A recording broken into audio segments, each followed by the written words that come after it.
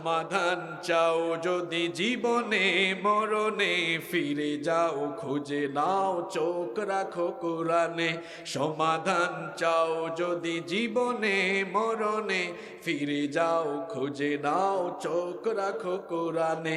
তবেই পাবে সুখ শান্তির ঠিকানা, তবেই পাবে সুখ শান্তির ঠিকানা, যদি মেনে নাও তুমি মনে প্রাণে। সমাধান সমাধান চাও যদি জীবনে মরণে, ফিরে যাও খুঁজে নাও চোখ রাখো কোরআনে। সব সমস্যার সমাধান কোরআনে আছে না নাই? যারা বলে না তাদের কি সন্দেহ আছে নাকি? আছে না নাই? আপনাদের দেশের 5টা সমস্যা, যেই সমস্যা সমাধান হলে আপনাদের দেশ বদলাবে, এই 5টা সমস্যার সমাধানের কথা আজকে কোরআন থেকে বলবো ইনশাআল্লাহ। 5 কথায় ওয়াজ শেষ। কয় কথায়? এটা আপনারা নোট ডাউন করবেন। খতিব সাহেবরা পারলে আগামী কয়েক জুমায় বয়ান করবেন। এই কথাগুলো পাড়ায় পাড়ায়, গ্রামে গ্রামে, ঘরে ঘরে আপনারা পৌঁছে দিবেন। পারবেন তো ইনশাআল্লাহ? কেউ যদি পারেন পুরা বক্তব্য শুনে শুনে একেবারে বই আকারেও লিখে দিবেন, কোনো অসুবিধা। 5টা সমস্যা যেগুলো আপনাদের দেশের মৌলিক সমস্যা, এই সমস্যার সমাধান এই কোরআনে আছে না নাই? ভালো করে শোনেন। মানুষকে যতই ওয়াজ করেন, মানুষের পেটে আগে খাবার দিতে হয়। আপনাদের দেশের 1 নাম্বার সমস্যা অর্থনৈতিক সমস্যা। আপনাদের দেশে বেকার লোকদের সংখ্যা কম না বেশি? একটা সমাজে অপরাধ কখন বাড়ে? চুরি, ডাকাতি, ছিনতাই, চুরি, ডাকাতি, ছিনতাই, চাঁদাবাজি, লুটপাট, এগুলো কখন বাড়ে? যখন ছেলেপেলেদের পকেটে পয়সা ঢুকে না। এগুলো কারা করে? বেশিরভাগ ক্ষেত্রে 20 থেকে 35-40 বয়সী মানুষেরা এই অপরাধে যুক্ত হয়। আপনাদের দেশে এই বয়সী লোকেরা বেকার থাকে। সরকার কর্মসংস্থানের ব্যবস্থা করতে পারেনি, চাকরির ব্যবস্থা করতে পারেনি, উদ্যোক্তা হওয়ার মতো পরিকল্পনা দিতে পারেনি বলে এই 20, 25, 30 বছরের ছেলেপেলেরা যখন বেকার হয়ে পড়ে, নানাবিধ অপরাধে তারা জড়িয়ে পড়ে। এই সকল যুবকদেরকে যদি তাদের বেকারত্ব দূর করে, অর্থনৈতিক সমস্যা সমাধান করে যদি প্রত্যেকের কর্মসংস্থানের ব্যবস্থা করা না যায়, এই দেশে অপরাধ কখনো কমানো যাবে না। এরা চাঁদাবাজি কেন করছে? তার হাই কমান্ড থেকে নির্দেশ পেয়ে। ও ছিনতাই কেন করে? ও দোকানে গিয়ে চাঁদা চায় কেন? ও বেকার। কথা ঠিক না বেঠিক? এই বেকারত্ব আবার লাঘবের জন্য 54 বছর ধরে বক্তৃতা শুনতে শুনতে আমাদের কান ভূতা হয়ে গেছে। আমরা কি শুনেছি? আমাকে সুযোগ দেন, আমাদেরকে সুযোগ দেন, তাহলে ক্ষুধামুক্ত, দারিদ্রতামুক্ত দেশ গঠন করব। আমরা সুযোগ দিয়ে দেখি 5 বছরে তারা তাদের নিজেদের ক্ষুধা মিটাইতে পারে না, আমাদের ক্ষুধা কখন মিটাবে? 54 বছর ধরে আপনারা ক্ষুধামুক্ত দেশ গঠন করতে পারেননি। আমি দায়িত্ব নিয়ে বলছি, আবারও বলছি, আমরা দায়িত্ব নিয়ে বলছি, আল্লাহর কালাম হাতে নিয়ে বলছি, যদি আপনারা সবাই নিজেদের লাভের জন্য, অর্থনৈতিক দৈন্যদশা দূর করবার জন্য আল্লাহর কোরআনের অর্থনৈতিক ফর্মুলা গ্রহণ করে নেন, এই দেশে দারিদ্রতার কবর হয়ে যাবে। ঠিক তো কইয়া গেলেন। খালি চাপাবাজি করে আমিও যাব না, আপনারাও যাবেন না। এবার সমাধানটা নেন। আল্লাহ তাআলা একটি সমাজ সভ্যতার অর্থনৈতিক দৈন্যদশা দূর করার জন্য, বেকারত্ব, দারিদ্রতা দূর করার জন্য যাকাতের মতো এক চমৎকার অর্থনৈতিক ফর্মুলা দিয়েছেন। কিন্তু আপনাদের দেশের লোকেরা যেভাবে যাকাত দেয়, 100-র মধ্যে 98 জন লোকের যাকাত দেওয়া হয় না। কারণ তারা যাকাতের নামে শাড়ি লুঙ্গি ক্রয় করে গরিবদের মধ্যে শাড়ি লুঙ্গি বিতরণ করে গরিবের সাথে তামাশা করে। কেউ বা আবার 200-400 টাকা বিতরণ করে করে গরিবদের সাথে তামাশা করছে। ওরা যাকাত ফরজ হওয়ার হিকমা, সিগনিফিকেন্স, তাৎপর্য এখনো বুঝতে পারেনি। আমি 2023 সালে একবার নাটোরের সিংড়ায় গিয়েছিলাম। সিংড়া চিনেন তো আপনারা? তো সিংড়ায় যখন গেলাম, এক ব্যবসায়ীর বাড়িতে আমার রেস্টের ব্যবস্থা করা হলো। দেখলাম এই ব্যবসায়ীর অনেক খাতাপত্র, একটা খাতায় এরকম সাইডে লেখা যাকাতের হিসাব। আমি কিউরিসিটি নিয়ে জানতে চাইলাম, ভাই ওই ডায়েরিতে কি লেখা আছে? কয় হুজুর, আমি যাদেরকে প্রতি বছর যাকাত দেই ওদের তালিকা এখানে করা আছে। আমি বললাম, যাদেরকে আপনি প্রতি বছর যাকাত দেন, ঘুরে ফিরে কি প্রত্যেক বছরই এদেরকে যাকাত দেন? বলল হ্যাঁ। আমি বললাম, আপনি তো যাকে যাকাত দিবেন ওর পরিস্থিতি তো পরবর্তী বছর ওই জায়গায় যাওয়ার কথা, যাতে সে আর জীবনেও জাকাত খাওয়ার জায়গায় না থাকে। আপনি তো জাকাত ফরজ হওয়ার উদ্দেশ্য বুঝতে পারেননি। আপনি যাকে জাকাত দিবেন সে আর পরবর্তীতে জাকাত খাবে না, বরং সে তার অর্থনৈতিক সচ্ছলতা নিয়ে আসবে, দৈন্যদশা দূর হবে। আমরা এই সিস্টেমটা বুঝি না। রব্বুল আলামিন সমাজের বেকারত্ব, দারিদ্রতা, অর্থনৈতিক দৈন্যদশা দূর করার জন্য জাকাতের যে চমৎকার ফর্মুলা দিয়েছেন, সেটা যদি আমরা সেন্ট্রালি রাষ্ট্রীয়ভাবে কালেকশন করে আবার সেন্ট্রালি ডিস্ট্রিবিউট করতে পারি, তাহলে আপনার দেশে দারিদ্রতার কবর হয়ে যাবে। এজন্য তো রব্বুল আলামিন কোরআনে কারীমের সূরা হজের মধ্যে কি সুন্দর করে বলেছেন শুনেন।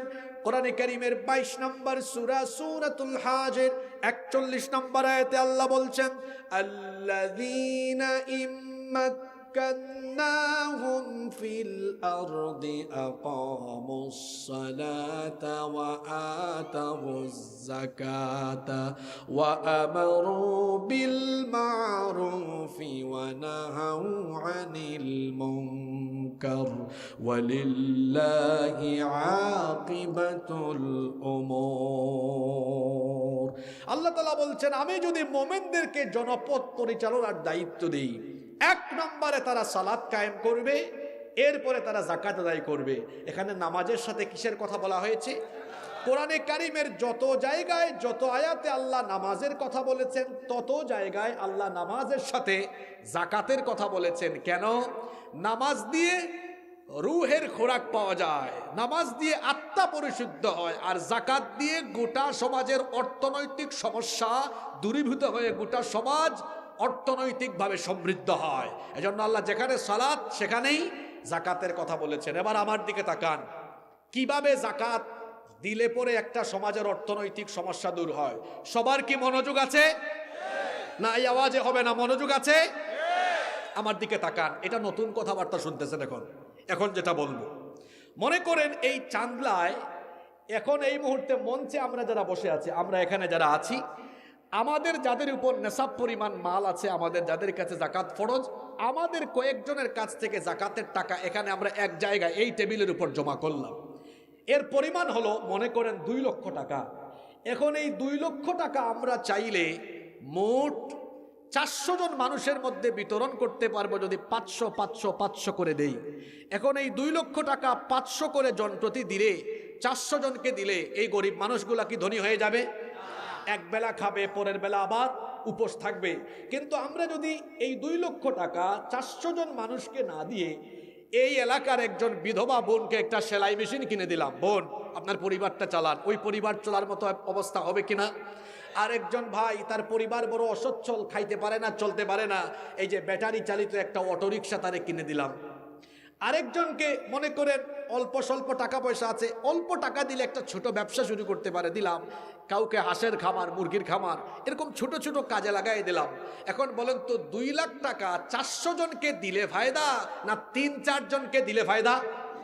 যে 3-4 জনকে দিব ওরা আর আগামী বছর যাকাত খাবে না। এটা তো চান্দলার উদাহরণ। মনোযোগ আছে সবার? এখন যদি আপনারা সবাই মানুষের আইন বাদ দিয়ে কোরআনের আইন মেনে নেন, তাহলে একটা নতুন মন্ত্রণালয় হবে, যেই মিনিস্ট্রির নাম হবে যাকাত মিনিস্ট্রি। সেখানে ইসলামী অর্থনীতিতে বিশেষজ্ঞগণ মন্ত্রণালয় পরিচালনা করবেন। 90% মুসলমানদের সম্পদের হিসাব সরকারের কাছে থাকবে। নিসাব পরিমাণ মাল যাদের কাছে আছে, বছর শেষে তার মোবাইলে মেসেজ আসবে, মিস্টার আবুল কালাম, এবছর আপনার যাকাতের টাকা আসছে 12,900, এটা নিয়ে জমা করেন। আপনার সংশ্লিষ্ট পার্শ্ববর্তী অফিসে নিয়ে দেন। এখন সারা দেশের যাকাতের টাকা জমা হচ্ছে গিয়ে কয় জায়গায়? আরে কথা বলেন, কয় জায়গায়? যখন ব্যাপারটি রাষ্ট্রীয় হয়ে যাবে তখন তো এর পরিমাণ কয়েক হাজার কোটি টাকায় গিয়ে দাঁড়াবে। কিন্তু আমি বোঝানোর জন্য একটা ছোট্ট অ্যামাউন্ট ধরছি। মনে করেন এই 2025-26 অর্থ বছরে সরকারের যাকাত কোষাগারে গিয়ে জমা পড়ল, যার পরিমাণ হলো 140,000 কোটি টাকা। টাকাটা কি বেশি? আপনি যদি কুমিল্লার মানুষ, যে ধনী, কুমিল্লা দিয়ে টাকা ভার হয়ে যাবে। কিন্তু আমি বোঝানোর জন্য বলছি, মাত্র 140,000 কোটি টাকা। সরকার এবার কি করলো? চিরুনি অভিযান দিল। জেন জি এর ভাইয়েরা এখানে আসে না নাই? তোমাদের পকেটে পয়সা নাই তো, এই জন্য মাঝে মাঝে ওই নেতা ওই নেতার পিছে দৌড়াও, 500 আর 1000 টাকা পাওয়ার জন্য তার চামচামি করো। তোমার যৌবন কারো চামচামির জন্য দেওয়া হয় নাই। আমাদের তারুণ্য, যৌবন, রক্ত, ঘাম কোন নেতা নেত্রীর চামচামির জন্য নয়। এই তারুণ্য আর যৌবন দেওয়া হয়েছে আল্লাহর জমিনে, আল্লাহর কোরআনের রাজ কায়েমের জন্য। চামচামি ছাড়বা কেমনে? কোরআনের ফর্মুলা শুনো।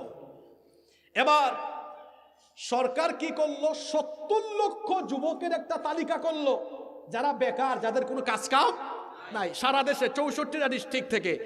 ধাপে ধাপে সরকার এদেরকে ঢাকায় নিয়ে আসলো, এনে প্রত্যেক ছেলের হাতে 2 লাখ টাকা, ছেলেরা যারা তরুণ ছাত্র, শোনো ভাইরা, দিল, এই নাও 2 লাখ টাকার চেক। তুমি এই টাকা এটা নিয়ে ডিসকভার মোটরসাইকেল কিনে পাকপাকুম করে চালাও, না হাঁসের খামার, মুরগির খামার বা কুটির শিল্প ছোটখাটো কোনো কাজ করো কিনা। প্রত্যেকটা উপজেলায় আমাদের অডিট অফিসার আসে, তারা এটা মনিটরিং করবে, পর্যবেক্ষণ করবে। তাহলে 70 লক্ষ যুবকের প্রত্যেকের হাতে টাকা দেওয়া হলো কয় লাখ? ক্যালকুলেটর মারেন, 70 লক্ষ গুণ 2 লক্ষ সমান 140,000 কোটি টাকা। এই ফর্মুলা আমার না, ফর্মুলা কার? জোরে বলেন, ফর্মুলা কার? আল্লাহর। আল্লাহর দেওয়া ফর্মুলা মানলে দেখা যাচ্ছে 1 বছরেই আপনার দেশের কত লক্ষ বেকার যুবকের কর্মসংস্থান হচ্ছে? কথা বলে না, কত লক্ষ? আমরা অনেক রাজনৈতিক নেতার কাছ থেকে শুনি কেউ বেকার ভাতা দিবেন, আপনি বেকার বানাইতে চান, আর আমার আল্লাহ চাচ্ছেন মানুষের কর্মসংস্থানের ব্যবস্থা হোক। আল্লাহর দেওয়া ফর্মুলায় দেখা যাচ্ছে 1 বছরেই 70 লক্ষ যুবকের কর্মসংস্থান হচ্ছে।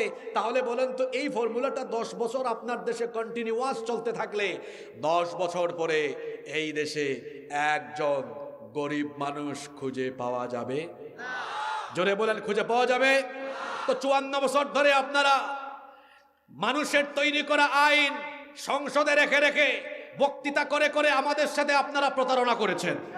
আপনারা বলেছেন ক্ষুধামুক্ত, দারিদ্রতামুক্ত দেশ গঠন করবেন, কিন্তু আমরা দেখেছি ক্ষমতায় গিয়ে আপনারা আঙ্গুল ফুলে কলা গাছ হয়ে আমাদের সম্পদ লুটপাট করে বিদেশে পাড়ি জমিয়েছেন।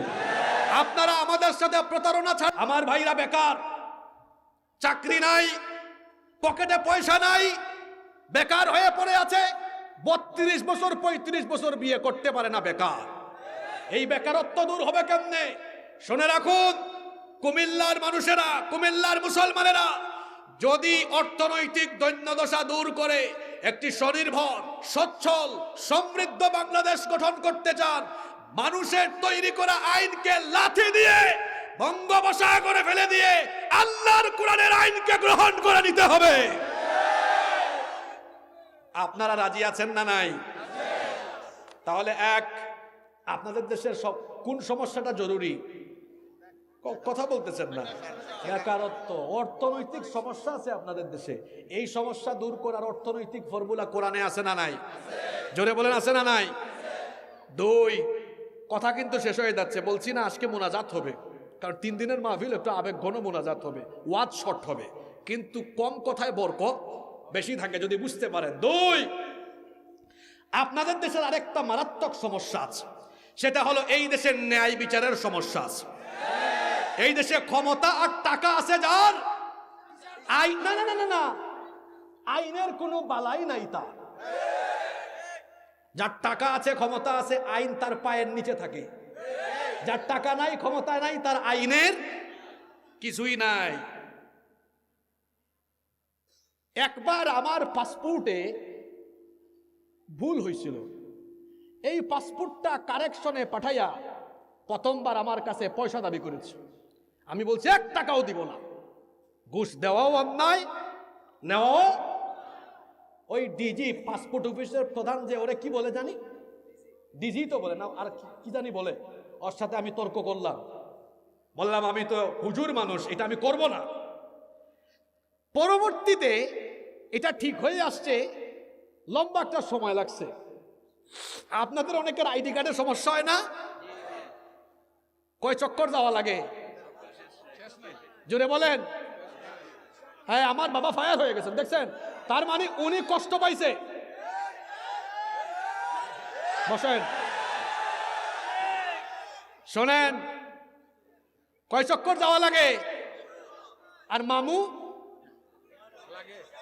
জোরে বলেন। আর ক্ষেত্র বিশেষে দেখা যায় কয়েক ঘন্টায় হয়ে যায়। আপনাদের দেশের আইন কি সমান? জোরে বলেন, আইন কি সমান? তাহলে যারা বলে আইন সবার জন্য সমান, এটা একটা মারাত্মক প্রতারণা। 16 দিন হয়ে গেল আমার ভাই শহীদ শরীফ উসমান হাদি, তার পরিবার এখনো ন্যায় বিচার পায়নি। আমরা সরকারের কাছে জানতে চাই, কেন আমার ভাই এখনো ন্যায় বিচার পেল না? কেন তার খুনিদেরকে এখনো ধরা গেল না? জাতি তার পরিষ্কার উত্তর জানতে চায়। স্বরাষ্ট্র উপদেষ্টা, আইন উপদেষ্টার কাছে এই জাতির লোকদের প্রশ্ন, কেন এখনো তাদেরকে গ্রেফতার করা হলো না? তাহলে কি উপরে উপরে মশারি ফেলাইয়া, মশারি উপর থেকে ফেলে যেমন মশারির তলার লোককে মশা থেকে বাঁচানো হয়, আপনারাও কি এইরকম উপর থেকে মশারি ফেলাইয়া অপরাধীদেরকে বাঁচাতে চাচ্ছেন নাকি? এটা আমাদের আজকে প্রশ্ন। অপরাধী কোথায় গেল? কেন তাকে ধরা হলো না? আমার ভাই শরীফ উসমান মরে গিয়েও অমর, বেঁচে আছে, এখনো বেঁচে আছে। মরে গিয়েও এখনো বেঁচে আছে। কোথায়? আমাদের হৃদয়ে বেঁচে আছে। ঠিক না বেঠিক? আর যারা আল্লাহর পথে জীবন দেয় তারা কি কখনো মরে? আল্লাহর পথে যারা জীবন দিল তাদেরকে মৃত বলো না। কোরআনের পথে যারা শহীদ হলো তাদেরকে মৃত বলো না। ন্যায়ের পথে যারা জীবন দিল তাদেরকে মৃত বলো না। অন্যায় আর মিথ্যার সাথে আপোষ করে নি তারা কোনো মতে। লাল তাজা খুন ঢেলে দিয়ে গেছে এই নগরীর বহু রাজপথে। মৃত্যু তাদের কাছে নয় তো মৃত্যু আরেক নাম নবজীবনের। হে খোদা মৃত্যুর এই বাসনা, হে খোদা মৃত্যুর এই কামনা, দাও অন্তরে সব মুমিনের তাদেরকে মৃত বলো না।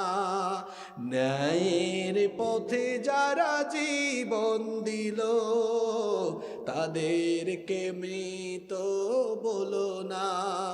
ইনসাফের পথে যারা শহীদ হলো তাদেরকে মৃত বলো না। এরা কখনো মারা যায় না, এরা মরেও মানুষের হৃদয়ে অমর হয়ে বেঁচে থাকে। এরা কখনো ইতিহাসের পাতা থেকে হারায় না। শহীদ শরীফ উসমান আমার ভাইয়ের নাম ইতিহাসের পাতায় স্বর্ণাক্ষরে সারা জীবন লেখা থাকবে। অথর্ব উপদেষ্টা বলে শহীদ শরীফ উসমানের হত্যাকারীকে ধরিয়ে দিতে পারলে 50 লক্ষ টাকা পুরস্কার দেওয়া হবে। আচ্ছা, অপরাধী যদি আমরাই ধরে দেই তাহলে এনএসআই, ডিবি, ডিজিএফআই এদের কামটা কি? পুলিশের কাজটা কি? আমাদের পয়সায় বেতন খেয়ে, আমাদের পয়সায় রেশন ভোগ করে যদি আমাদেরকে নিরাপত্তা দিতে না পারেন, ওই জায়গায় থাকার আপনাদের কোনো যোগ্যতা নাই। বিজিবি সীমান্তে কি চৌকিদারি করে? শুনলাম পাশের দেশে অনেকে চলে যায়। কি করেন ওখানে আপনারা? এদেশে আইন শৃঙ্খলা বাহিনী রাষ্ট্র তাদেরকে নিয়োজিত করেছে জননিরাপত্তার জন্য। আজকে আমরা কি দেখতে পাচ্ছি? জননিরাপত্তা বিঘ্নিত হচ্ছে, জননিরাপত্তা বিঘ্নিত হচ্ছে। আমার ভাই শরীফ উসমান 15-16 দিন হয়ে গেল, এখনো তার খুনির কোনো হদিস পাওয়া গেল না, তাকে গ্রেফতার করা হলো না। সরকারকে বলছি, যদি আমার ভাই শরীফ উসমান বিন হাদি তার খুনিদেরকে অতি শীঘ্রই গ্রেফতার করে বিচারের আওতায় নিয়ে না আসতে পারেন, তাহলে এই দেশের জনগণ চুপ করে বসে থাকবে না, একেবারে আপনাদের সচিবালয় পর্যন্ত ঘেরাও করে অবরুদ্ধ করে দেওয়া হবে। আর ইন্ডিয়ান যত লেসপেন্সার, ভারতীয় সেবাদাস, ভারতের পাঁচ আটা যত গুলামেরা, তারা যদি মনে করে যে উসমানের মতো বিপ্লবী কণ্ঠস্বরগুলোকে তারা থামিয়ে দিবে, এই দেশে তাদের এজেন্ডা আবার পুনঃবাস্তবায়নের প্রচেষ্টা তারা চালাবে, তো আমরা বলবো ভাই, তোমাদের এই স্বপ্ন দেখতে দেখতে স্বপ্ন দুষ হয়ে তোমাদের স্বপ্ন দুঃস্বপ্নে পরিণত হয়ে যাবে। আমরা বেঁচে থাকতে এই দেশে আপামর ছাত্র জনতা, জেনজি, যাদেরকে আমি বলি একরুখা, যেটা বুঝছে তো বুঝছে, এই জেনজি বেঁচে থাকতে এই দেশে ভারতীয় আধিপত্যবাদ আর কোনোদিনও কায়েম করতে দেওয়া হবে না। আমরা কারো দাস হয়ে, গুলাম হয়ে এই দেশে আমরা থাকবো না। আমরা স্বাধীন সার্বভৌম এই দেশে মাথা উঁচু করে আমরা আমাদের এই দেশে স্বাধীনভাবে বসবাস করব। সম্মানিত ভাইয়েরা, আমি বলছিলাম আপনাদের দেশের ন্যায় বিচারের সমস্যা আছে। আল্লাহর কোরআনের আইন দিয়ে যদি বিচার ফয়সালা করা হয়, আপনারা বলেন তো অবিচারের কি কোনো সুযোগ আছে? আসতে বললেন কেন? জোরে বলেন, সুযোগ আছে? রব্বুল আলামিন কোরআনুল কারীমে কি বলছেন খেয়াল করে শুনেন। কোরআনে কারীমের 4 নম্বর সূরা সূরাতুন নিসা এর 105 নম্বর আয়াতে আল্লাহ বলছেন, ইন্না আনজালনা ইলাইকাল কিতাবা বিল হাক্কি লিতাহকুমা বাইনান নাসি বিমা আরাকাল্লাহ ওয়ালা তাকুল লিল খাইনিনা খাসিমা। রব্বুল আলামিন বলছেন, নিশ্চয়ই আমি আপনার কাছে সত্য সহকারে এই কিতাব নাজিল করেছি, লিতাহকুমা বাইনান নাসি বিমা আরাকাল্লাহ, যাতে আল্লাহর দেখানো বিধানের ভিত্তিতে মানুষের মধ্যে আপনি ন্যায় বিচার কায়েম করেন। রব্বুল আলামিন কোরআনে কারীমের 4 নম্বর সূরা সূরাতুন নিসা এর 58 নম্বর আয়াতের মাঝখানে বললেন, ওয়া ইযা হাকামতুম বাইনান নাসি আন তাহকুমু বিল আদল, আর যখন আপনি মানুষের মধ্যে বিচার ফয়সালা করবেন, অবশ্যই ন্যায় বিচার কায়েম করবেন। কোরআনে কারীমের 16 নম্বর সূরা সূরাতুন নাহলের 90 নম্বর আয়াতে আল্লাহ বললেন, ইন্নাল্লাহা ইয়া'মুরু বিল আদলি ওয়াল ইহসান ইলা আখিরিল আয়াহ। নিশ্চয়ই আল্লাহ তোমাদেরকে ন্যায় বিচারের আদেশ দিচ্ছেন। যারা এই কোরআন দিয়ে বিচার করে না, আল্লাহ এদের পরিচয় দিচ্ছেন কোরআনে কারীমের 5 নম্বর সূরা সূরাতুল মাইদা এর 44, 45, 47 নম্বর আয়াত, তিনটা আয়াতে আল্লাহ এদের 3টা পরিচয় দিয়েছেন।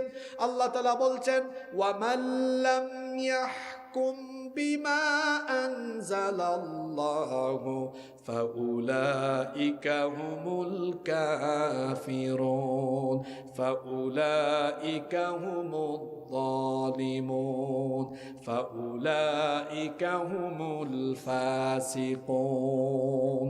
আল্লাহ তাআলা বলছেন, যারা আল্লাহর দেওয়া বিধানের ভিত্তিতে বিচার ফয়সালা করে না, এদের পরিচয় এরা হলো কাফের, এরা হলো জালেম, এরা হলো ফাসিক।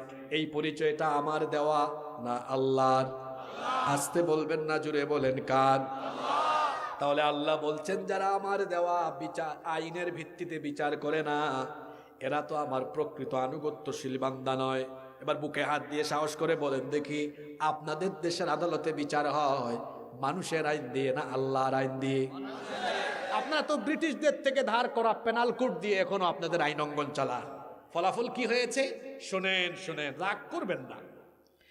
আপনাদের দেশে কয়েক মাস আগে ওই পদ্মার ওই পারের একটা মেয়ে, মাগুরায় তার বাড়ি, আসিয়া, এক পরিবারের 3 নরপিশাচ দ্বারা ধর্ষিতা হলো। 4-5 দিন হাসপাতালে থেকে আর্তনাদ করে করে এক পর্যায়ে দুনিয়া ছেড়েই চলে গেল। দাফন হয়ে কবরে ঘাস উঠে গেল। আমার বোন আসিয়া ধর্ষিতা হয়ে কবরে গেল। ধর্ষক এখনো বেঁচে আছে না নাই? কথা বলে না কেন? আপনাদের দেশের আদালতে কার আইন? আল্লাহর না মানুষের? আপনাদের দেশে এমন বিশ্ববিদ্যালয় আছে যেই বিশ্ববিদ্যালয়ে ধর্ষণের সেঞ্চুরি করার পরে তারে ফুলের মালা দেওয়া হয়েছে। কি আমি কি নাম শুদ্ধ বলে দিব নাকি? আপনাদের দেশে এমন ব্যবসায়ী আছে ধর্ষণের দায়ে অভিযুক্ত, টাকার গরমে আইন তার পায়ের নিচে ফেলে দিয়েছে। আপনাদের দেশে এমন রাজনীতিবিদ আছে ধর্ষণের দায়ে অভিযুক্ত, ক্ষমতার ঠেলায় আইনকে চেপে ধরেছে, তার কিচ্ছু হয় নাই। আপনাদের দেশের আদালতে আল্লাহর আইন না মানুষের আইন? যে আইন থাকলে পরে ধর্ষিতা কবরে চলে যায়, ধর্ষক বেঁচে থাকে, যেই দেশে এমন আইন থাকে যে আইনের ফলে ধর্ষিতা কবরে যায়, ধর্ষক সাদা পায়জামা পাঞ্জাবি পরিধান করে ফুলের মালা গলায় দিয়ে রাস্তায় হেঁটে বেড়ায়, যে আইন থাকলে পরে ধর্ষিতা কবরে যায় আর ধর্ষক বেঁচে থাকে, সেই আইনের মুখে আমরা জুতা নিক্ষেপ করি। জুতা নিক্ষেপ করি আমরা সেই আইনের মুখে। বলেন তো দেখি, সেই আইনের জায়গায় যদি আল্লাহর কোরআনের আইন থাকতো তো কোরআনে ধর্ষকের শাস্তি কি? রজম। এটাকে যদি একটু ওই যুবকরা বুঝার জন্য তাদের ভাষায় বলি তাইলে লাইভ মৃত্যুদণ্ড। লাইভ মৃত্যুদণ্ড। কুমিল্লায় যদি কোনো লম্পট এই কাজ করে, জনসম্মুখে যদি তারে রজম করা হয়, তাহলে বলেন কুমিল্লায় কোনো লম্পটের আর জন্ম হবে? এক বিচার দেখে তারের মতো সোজা হয়ে যাবে। তাহলে বলেন তো, এই দেশের নারী অধিকার, নারীদেরকে সুরক্ষা সিকিউরিটি দিয়ে নারী অধিকার প্রতিষ্ঠার জন্য, সকল ক্ষেত্রে ন্যায় বিচার প্রতিষ্ঠার জন্য মানুষের আইন উত্তম না আল্লাহর আইন উত্তম? আল্লাহর আইন উত্তম। কিন্তু আপনাদের আদালতগুলোতে কি আল্লাহর আইন না মানুষের আইন? আমি বলছিলাম ন্যায় বিচার প্রতিষ্ঠার জন্য মানুষের আইন উত্তম না আল্লাহর আইন উত্তম? এই দেশ স্বাধীন হয়েছে 54 বছর, 32 বছর দুই আন্টি শাসন করেছেন, 22 বছর অনেক কাকু অনেক চাচারা মিলে চালাইছেন, 32 বছর দুই আন্টি ছিলেন, আবার এট এ টাইম প্রধানমন্ত্রী, বিরোধী দলীয় নেত্রী, স্পিকার, পররাষ্ট্র, স্বরাষ্ট্র, শিক্ষা মন্ত্রণালয়ের মতো গুরুত্বপূর্ণ মন্ত্রণালয়ে নারীদের হাতে ছিল। তারপরেও কি নারী নির্যাতন কলেজে বিশ্ববিদ্যালয়ে নারীদেরকে লাঞ্ছনা কমে গিয়েছে না বেড়েছে? তাহলে বোঝা গেল মানুষের তৈরি করা আইন দিয়ে নারীদেরকে সুরক্ষা দেওয়া যাচ্ছে না। মানুষের তৈরি করা আইন থাকার ফলে আমার ভাই শরীফ উসমান দুনিয়া থেকে চলে যাওয়ার 16 দিন পরেও বিচার হচ্ছে না। এমনও অনেক ভুক্তভোগী পরিবার আছে কয়েক বছর হয়ে গিয়েছে ন্যায় বিচার পায়নি। আল্লাহর কালাম হাতে নিয়ে বলছি, মানুষের তৈরি করা আইন থাকলে ফলে বিচার শুধু পয়সাওয়ালারা, ক্ষমতাওয়ালারাই পায়, গরিবেরা পায় না। এজন্য যদি সর্বক্ষেত্রে ন্যায় বিচার প্রতিষ্ঠা করতে চান, মানুষের তৈরি করা আইনকে লাথি দিয়ে বঙ্গোপসাগরে ফেলে দিয়ে আল্লাহর কোরআনের আইনকে গ্রহণ করে নিতে হবে।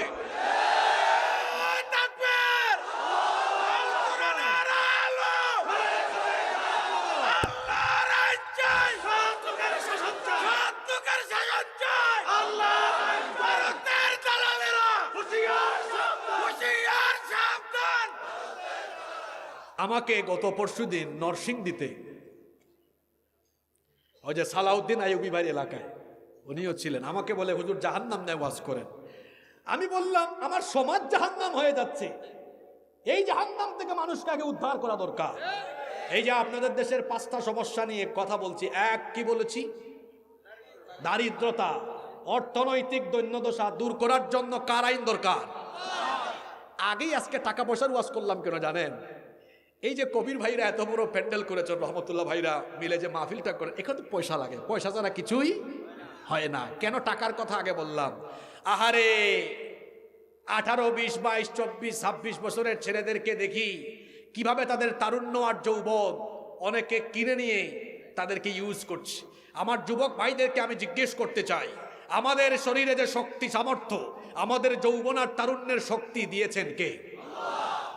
আজ আমাদের এই তারুণ্য আর যৌবনের শক্তি অনেকে তাদের নিজেদের স্বার্থে ব্যবহার করতে চায়। দেখা যায় আমাদের পকেটে 500, 1000 টাকা ঢুকায় দিয়া, আমাদেরকে পদ পদবীর লোভ দেখায়া, তারপরে সামনে পিছনে মোটরসাইকেল শুডাউন করাইয়া আমাদেরকে চামচার মতো ব্যবহার করতে চায়। যুবক ভাইদেরকে বলছি, you have to personality. Be a prestigious person, ব্যক্তিত্ববান হন। এই যৌবন আর তারুণ্য কোনো নেতা নেত্রীর চামচামি করার জন্য দেওয়া হয় নাই। এই যে আমার শরীর থেকে ঘাম বেরোচ্ছে, আমাকে কেউ আব্বা ডাকলেও তার সামনে পিছনে ঘুরাইতে পারবে না, কারণ আমাদের শরীরের প্রতি ফোঁটা রক্ত ঘাম মূল্যবান। এই তরুণ বয়সের ঘাম, রক্ত, শক্তি, সামর্থ্য কোন নেতা নেত্রীর চামচামি করে আমরা উৎসর্গ করব না, বরং আমরা আমাদের তারুণ্য, যৌবন, রক্ত, ঘাম, জীবন কোরআনের মিছিলে গিয়ে আল্লাহর জমিনে আল্লাহর দ্বীন প্রতিষ্ঠায় উৎসর্গ করে বিলীন করে দিব। কোরআন আছে যেদিকে আমরা আছি, কোরআন নাই যেদিকে আমরা নাই। যুবক ভাইদেরকে আল্লাহ কথাগুলো বুঝার তৌফিক দান করেন। আমরা কোরআনের মিছিলে শামিল হব। আতরের সাথে থাকলে আতরের গন্ধ, বিড়ির সাথে থাকলে বিড়ির গন্ধ। এক লোক আতরের দোকানে ঢুকেছে কিন্তু আতর কিনে নাই, 10 মিনিট ছিল আতরের দোকানে, 10 মিনিট থাকার ফলে তার শরীরে আতরের গন্ধ হবে কি হবে না? আরেক লোক বিড়ি খায় না কিন্তু চান্দলা বাজারে এক বিড়ি ঘুর তার সাথে কুলাকুলি করছে, কাম সারছে, তার সাথে বিড়ির গন্ধ হয়ে যাবে। ও আমার ভাইয়েরা, আতরের সাথে থাকলে যেমন আতরের গ্রান, তেমনি উলামা মাশায়েখ কোরআনওয়ালা দিনদার নেককার লোকদের সাথে থাকলে তাদের সুগন্ধে, তাদের চারিত্রিক মাধুর্যের আসর আপনার উপরে এসে পড়বে। আর সন্ত্রাসী, চাঁদাবাজি, চোর, ডাকাত, টেন্ডারবাজ এদের সাথে থাকলে ধীরে ধীরে আপনারও খারাপ হয়ে যাওয়ার সম্ভাবনা আছে। হয় আলেম হন, নইলে আলেমের ছাত্র হন, নইলে আলেমদের সাথী হন। 54 বছর যে আলেমদেরকে আমরা দেখেছি শুধু মসজিদের মিম্বরে আর মাদ্রাসার দর্শে, আমার এই দেশকে বাঁচানোর জন্য, দুর্নীতিগ্রস্ত এই দেশকে সুন্দরভাবে সমৃদ্ধ করে স্বচ্ছতা, জবাবদিহিতার ভিত্তিতে সাজাবার জন্য সেই উলামা মাশায়েখ আজকে ঐক্যবদ্ধ হয়ে এক কাতারে নেমে এসেছে। আমরা সেই আলেমদের সাথে আছি না নাই? যুবকদেরকে বলবো, বেঈমান, বেনামাজি, বেদিনদের সঙ্গ ছেড়ে দিয়ে উলামা মাশায়েখদেরকে সাথে নিয়ে আমরা একটি আলোকিত কোরআনের, ইসলামের বাংলাদেশ গঠন করব ইনশাআল্লাহ। আল্লাহ আমাদেরকে ভালো মানুষের সাথী বানান। 3 নাম্বার, আপনাদের দেশের 3 নাম্বার সমস্যা হলো সমতার সমস্যা। এখানে সাম্যের কথা সবাই বলে কিন্তু সাম্য নাই। সাম্য যে নাই আপনাকে আমি বুঝাই। আপনি সরকারি অফিসে যাবেন, বিভিন্ন দফতরে যাবেন, গিয়ে দেখবেন ওখানে কিছু লোক লাইনে না ধারে এক কাম সারি ফেলে, আর কিছু লোক সারাদিন দাঁড়ায় আছে। বলেন, কথা বলেন, আছে না নাই? এটা কি সাম্য হইল? এমনকি আপনাদের দেশের মসজিদেও দেখা যায় 1:30টার সময় নেতা এসে সবার ঘাট ডিঙিয়ে সামনে যায়। আল্লাহর রাসূল একবার বক্তৃতা করছেন, এক লোক মসজিদের শেষে এসে মানুষের ঘাট ডিঙিয়ে সামনে আসতেছে। আল্লাহর নবী বললেন, যেখানে আছো ওখানেই থাকো, সামনে আগাবা না। ঘাট ডিঙিয়ে সামনে আসা এটা বেয়াদবি। ওই যে একটু আগে বললাম, আপনার পাসপোর্টের সমস্যা, নাম বদলাইতে হলে সময় লাগে 6 মাস, আর কারো 1 ঘন্টায় হয়ে যায়। তাহলে সমতা আছে নাকি? সমতা আছে? সমতা নাই। আমরা তো এই 56,000 বর্গ মাইল শাসন করে সমতা নিশ্চিত করতে পারলাম না। ওমরে ফারুক রাদিয়াল্লাহু আনহু অর্ধ দুনিয়া শাসন করে সমতা কিভাবে তিনি নিশ্চিত করেছেন দেখেন। একবার জুমার দিনে তিনি বক্তব্যে দাঁড়িয়েছেন।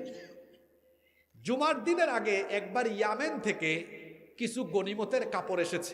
ঘটনাটা শুনতেছেন আপনারা? ইয়ামেন থেকে গনিমতের কিছু কাপড় আসলো। আমিরুল মুমিনিন ওমর ইবনুল খাত্তাব রাদিয়াল্লাহু আনহু জনগণের মধ্যে এক টুকরা করে কাপড় বিলিয়ে দিতে লাগলেন। কিন্তু ওমর রাদিয়াল্লাহু আনহু তিনিও এক টুকরা পেলেন, কিন্তু সমস্যা ছিল তিনি খুব লম্বা আর চওড়া মানুষ। এক টুকরা কাপড় দিয়ে তার জুব্বা কিংবা তার কাপড় বানানো যাচ্ছে না।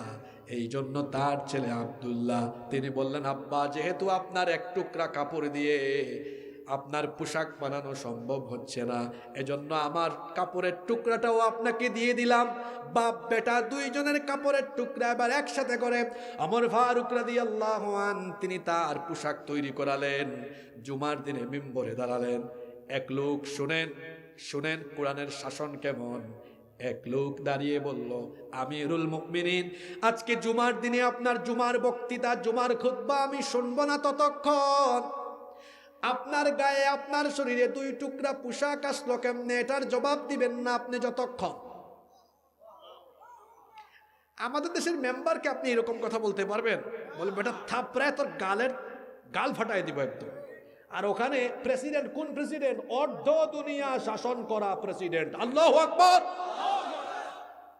সাহাবীরা তার দিকে তাকিয়ে আছেন। ওমর ফারুক রাদিয়াল্লাহু আনহু বলেন, অবশ্যই ভাই, আমি তোমার প্রশ্নের জবাব দিব। এই প্রশ্নের উত্তর আমি না, আমার ছেলে দিবে।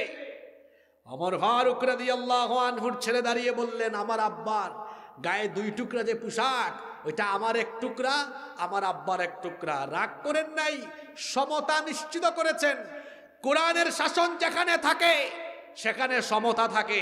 আর যারা আইনের শাসন প্রতিষ্ঠা করবে, হ্যাঁ, মানুষের জন্য সমতা প্রতিষ্ঠা করবে, মানুষের তৈরি করা আইন দিয়ে যারা বলে আইনকে তার নিজেদের স্বার্থে ওরা ব্যবহার করে, ওরা কখনোই সমতা নিশ্চিত করতে পারে না। কোরআনের শাসন যেখানে থাকে শাসকগণ অন্যরকম থাকে। ওমর ফারুক রাদিয়াল্লাহু আনহুর সাথে দেখা করতে এসেছে রোম সাম্রাজ্যের একজন প্রতিনিধি বা অ্যাম্বাসেডর। শুনতেছেন আপনারা? মদিনায় এসে বলল, তোমাদের রাষ্ট্রপ্রধান কোথায়? সাহাবীরা বললেন, তিনি একটু মদিনার বাইরে গিয়েছেন।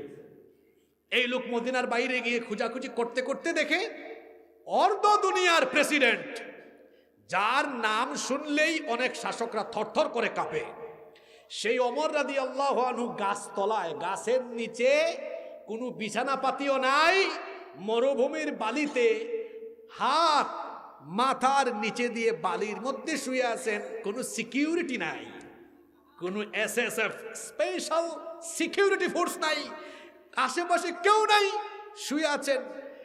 রোম থেকে আসা ওই প্রতিনিধি বা অ্যাম্বাসেডর মনে করলো, আশ্চর্য, যে ওমরের নাম শুনলে আমাদের রোম সাম্রাজ্যের শাসক সুদ্ধা কাঁপে, অর্ধ দুনিয়া যার কথায় উঠে আর বসে।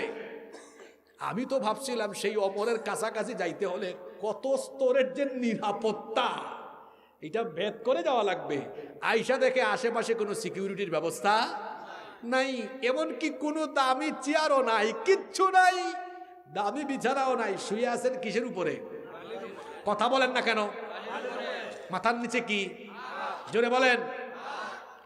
এসে বলল, কি ব্যাপার, আপনি অর্ধ দুনিয়ার শাসক, আপনার সিকিউরিটি নাই, কিচ্ছু নাই, এখানে বালুর উপর শুয়ে আছেন, আপনার কোনো সমস্যা হবে না?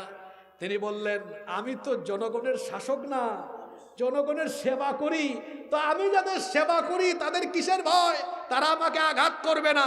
এই ঘটনা থেকে শিক্ষা নেন, যারা জনগণের প্রকৃত সেবা করে তারা কখনো জনগণ থেকে দূরে থাকে না, জনগণের কাছাকাছি থাকে। আপনি যখন মানুষের কাছাকাছি থাকতে ভয় পাবেন, বোঝা যাবে ভিতরে ঘাপলাস, ভিতরে কি আছে?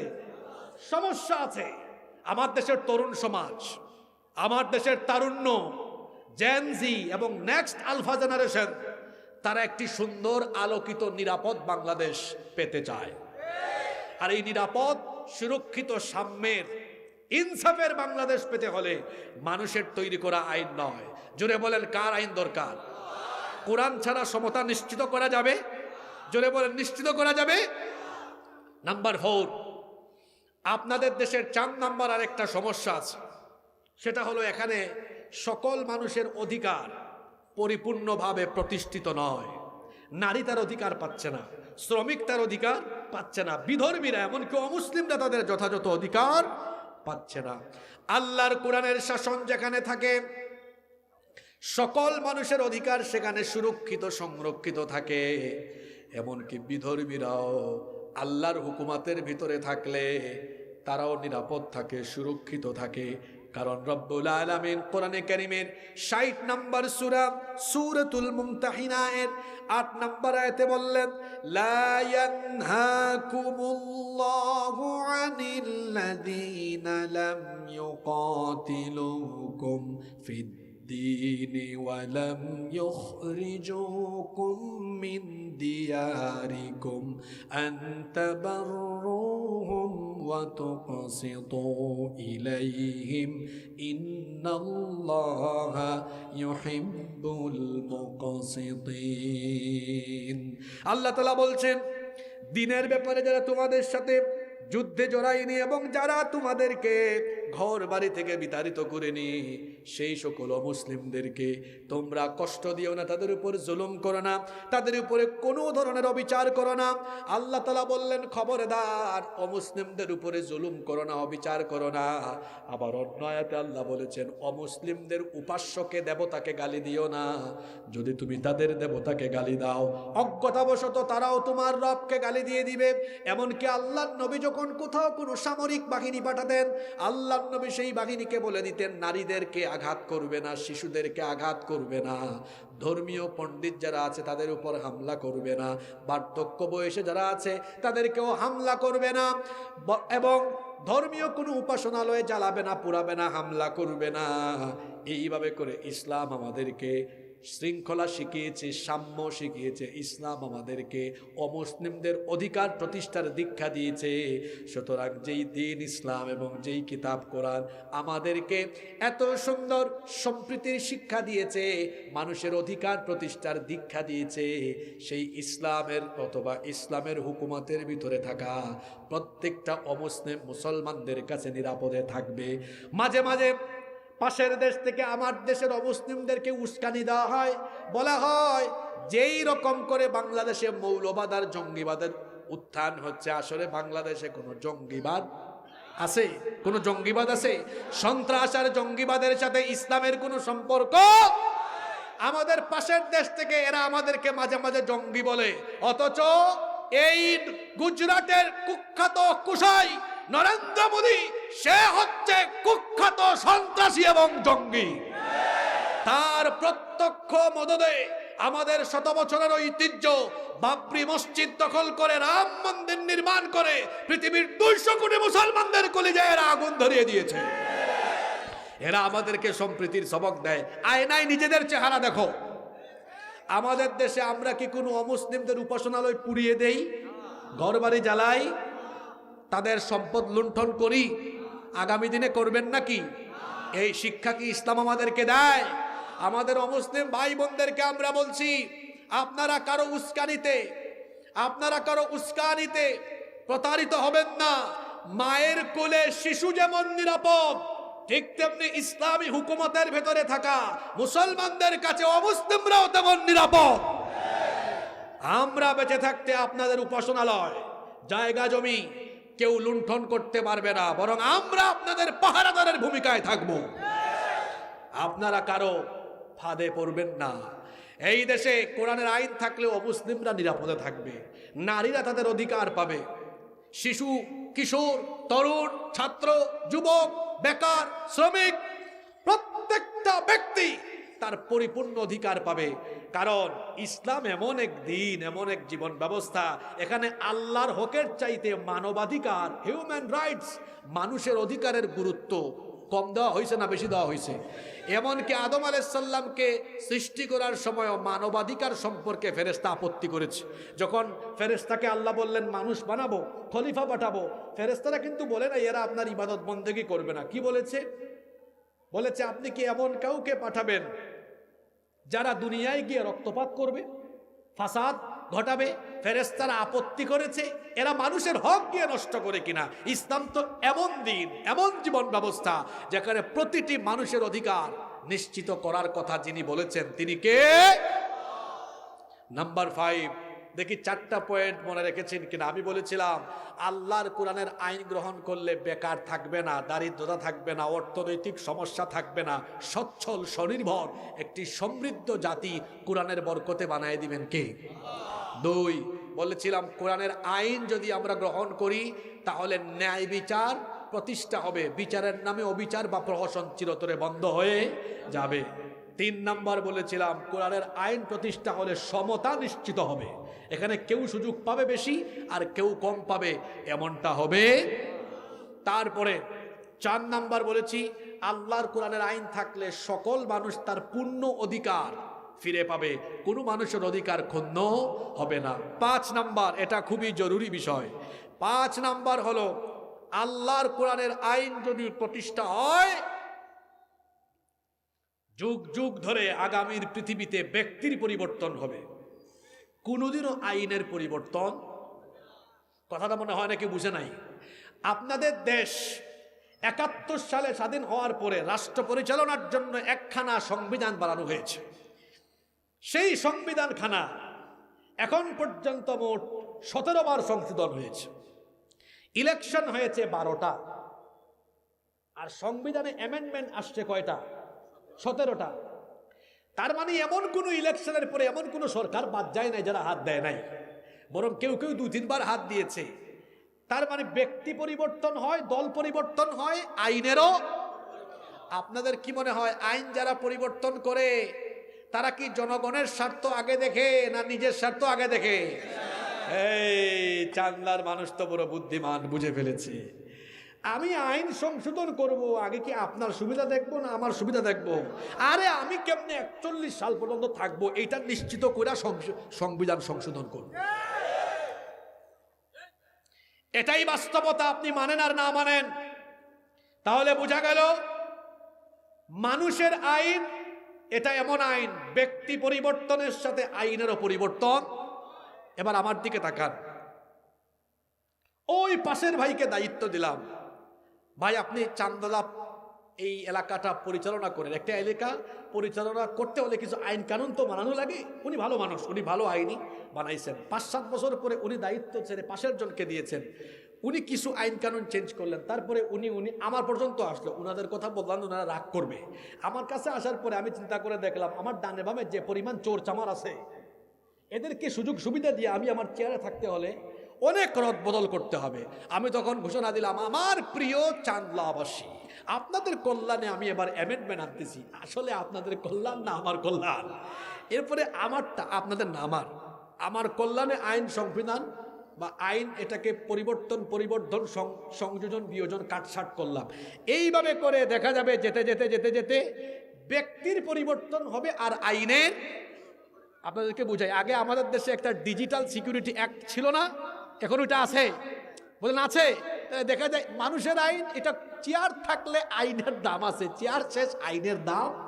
তাহলে বোঝা গেল যতদিন বাংলাদেশে মানুষের তৈরি করা আইন থাকবে, চেয়ার থাকবে, আইন থাকবে, চেয়ার থেকে যাবেন আইন। ওই ভাইয়ের কাছে আবার যান, ওই যে মোবাইলওয়ালা ভাই, উনার কাছে দায়িত্ব দিয়া বললাম, ভাই ধরেন কোরআনটা নেন, চালান। আপনি একটা আইনও বানাইতে পারবেন না, সব আইন কোত্থেকে হবে? উনার থেকে বদল হতে হতে, চেয়ার বদল হতে হতে আমার থেকে আসলো 1 2 3 4 5 6, আমি 7 নাম্বার। এই 7 জন যদি পরিবর্তন হয়ে আমার পর্যন্ত আসে, কারো কোনো ক্ষমতা আছে কোরআনের একটা আইন পরিবর্তন রদ বদল করা? জোরে বলতে হবে, আছে? ও ঘুমন্ত বাংলাদেশের মানুষ, আমরা মুয়াজ্জিন হয়ে আর কতকাল আপনাদের কানে আজান দিব, কতকাল বুঝাবো? কি করে আপনাদেরকে বুঝালে আপনারা বুঝবেন? বুঝেন না?